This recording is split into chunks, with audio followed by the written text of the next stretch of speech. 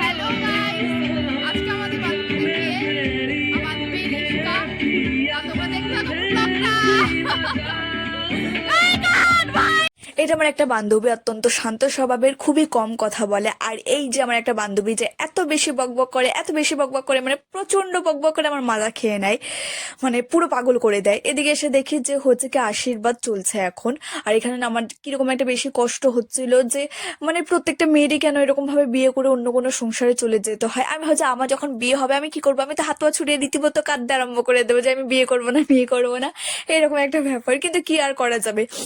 তারপরে এখানে আমি আর আমার বান্ধবীরা সব বোন দাঁড়িয়ে আছে যে এত বেশি খিদা পাচ্ছিল, কি করবো, সকাল থেকে কিছু খাইনি। তারপরে খেতে বসে পড়েছি, কারণ এখন হচ্ছে কি কটা বাজে, এখন 1:30 বাজে, তো সকালেও খাবার এখন খাবো। আর ছিল হচ্ছে লুচি আর আলুর দম, খেয়ে চলে গেলাম ফটোশুটে। আরও এখানে হচ্ছে আমার বান্ধবীর হচ্ছে ফটোশুট চলছিল, তো এখানে একটা হচ্ছে পোস্ট ছিল যেখানে গালে কিস করতে পারে। আর আমি চুম্মু এমন খেয়েছি ওর গালে পুরো দাগ বসে গেছে।